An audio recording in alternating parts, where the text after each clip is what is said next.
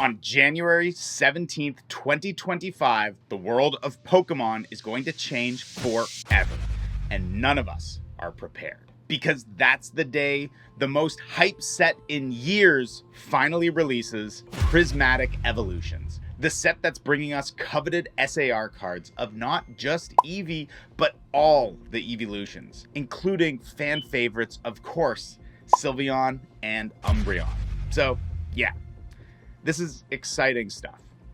But here's the problem. Pre-orders have already been sold out for weeks, and pre-sale prices on eBay and TCG Player have gone crazy.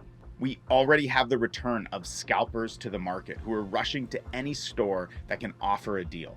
And it feels like it's going to be impossible to get your hands on any Prismatic Evolutions. Or any new modern set, like Journey together, anybody? So what is a Pokemon collector or investor going to do about it? Because when I started collecting back in 2020, this is exactly what the market felt like. I was chasing every lead and fighting every online bot to find any affordable Pokemon card products that I could. And admittedly, I survived. Along the way, I learned a ton of valuable lessons about how to invest in the Pokemon market, and I'm going to share those lessons with you today. But there's still a problem with these lessons. And quite honestly, I have no idea what to do about Prismatic Evolutions. Let's get into it. Ladies and gentlemen, welcome back to the TCG Buyers Club. My name's Gray, I buy cardboard, and I make collecting and investing in Pokemon simple. Prismatic Evolutions hasn't released yet, but the prices on sealed product have gone absolutely crazy. We're talking $150 USD on TCG Player for a standard ETB that should be, what, 55 bucks? This set is already positioning itself to be one of the most expensive modern sets of all time at release. And so, given this crazy market, it feels like the obvious thing to do is to pre-order whatever Prismatic Evolutions you can find at whatever price you can get.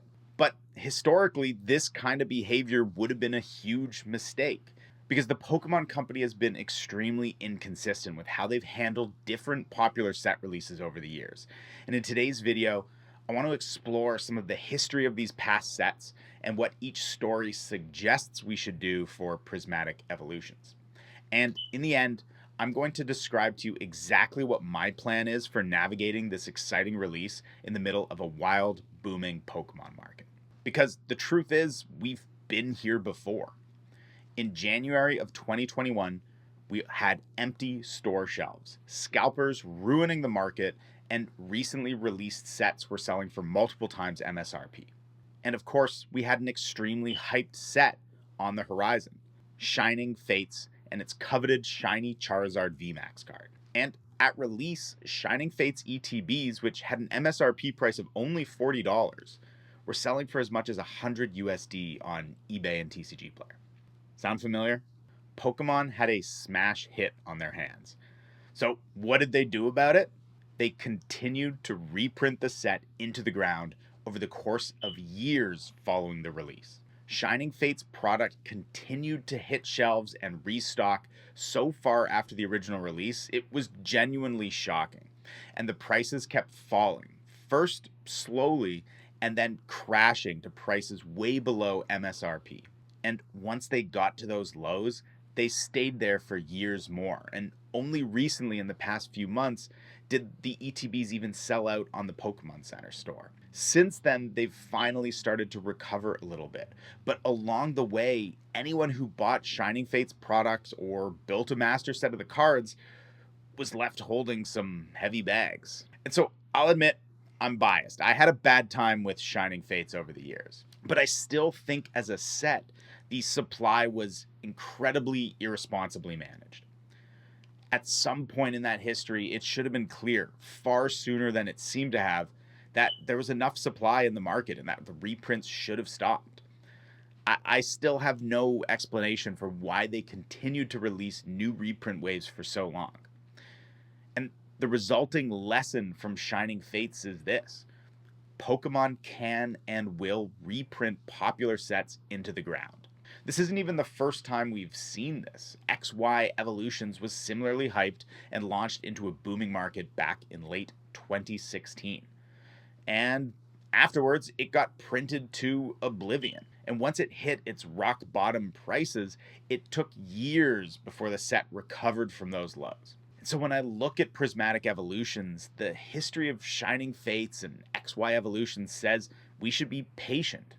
We shouldn't FOMO in and start buying too early. Instead, we wait for the reprints to come.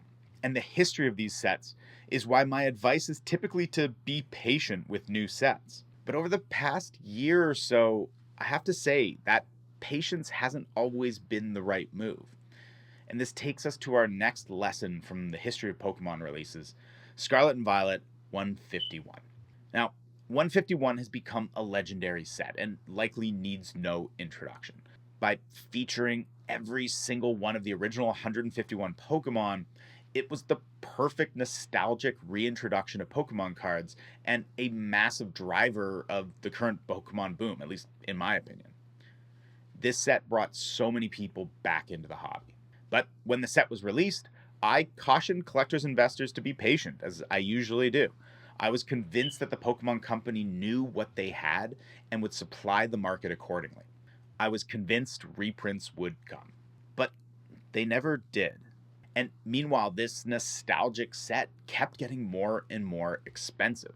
Today, the prices for 151 products have gone parabolic. For example, the Pokemon Center Elite Trainer Box, which could have been bought for around $95 on TCG Player a year ago, is now selling for a market price of $315 US, a more than 300% gain from a year ago.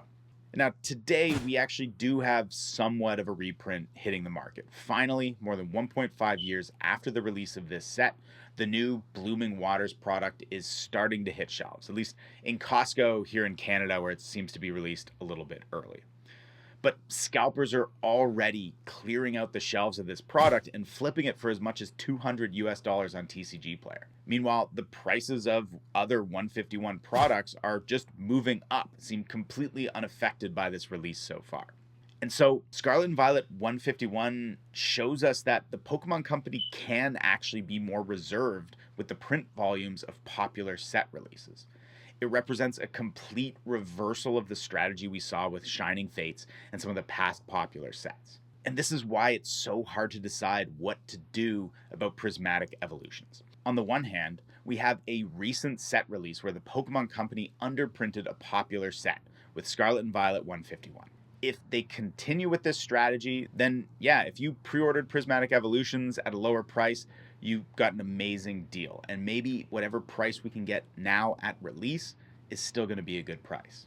But collectors and investors have been burned by reprints of popular sets so many times in the past. Shining Fates was not the only example of this. And I still can't help but feel that Prismatic Evolutions will see far more supply than 151 if I'm patient and wait long enough. I just honestly have no idea. So I was left with no choice. My strategy heading into 2025 is to focus on the basics, which is simply that a booming market is not the time to be building investment positions. It's not the time to buy. Because I believe collectibles markets are cyclical. It's what I call the collectibles hype cycle. And this cyclical framework teaches us that we want to buy when hype is low and sell when the hype is exploding. And right now, the hype is truly insane. I have no idea how the Pokemon Company will handle Prismatic Evolutions. In the short term, I'm guessing the product will be sold out and expensive. But over the next 2 years, it's definitely possible that they gradually reprinted enough to satisfy demand, even if that demand is crazy right now. It's possible the prices could get relatively cheap and affordable. The thing is, the decision to buy a lot of Prismatic Evolutions or Journey Together today is gambling on what the Pokemon Company is going to do. And there is no way to ever know for sure. For me, I just don't want to gamble on that anymore. Especially when, at the end of the day, as a business, The Pokemon Company is ultimately incentivized to print more of these popular sets and sell them into the market. It's the best thing they can do for their bottom line. And we just never know if or when that's going to come. And so, in this crazy hot market, my strategy is going to be to sit this one out. That doesn't mean I'm not going to buy any Prismatic Evolutions product. I've already managed to secure my 2 Pokemon Center ETBs, and I'll definitely be picking up some sealed product at release if I can at least find some okay prices so I can explore the set, open packs, and have some fun. But when it comes to building investment positions, I'm good. Because a booming market is not the time to be buying. And I'm going to try really hard to practice that. But let me know what you think. Am I playing this too scared, or do you agree with my approach? And will you be buying much Prismatic Evolutions at launch? And if you like this video, don't forget to give me a thumbs up and subscribe to get more thoughtful Pokemon commentary exactly like this. In fact, if you want even more from me, you can sign up for my newsletter. It's totally free. The link is in the description below. I write a weekly newsletter about the Pokemon market, and often those newsletters become what I put together for videos here on YouTube. So you're getting my latest thinking before anybody else. And as always, thank you so much for tuning in to the TCG Buyers Club. My name's Gray, I buy cardboard, and I'll see you in the next video.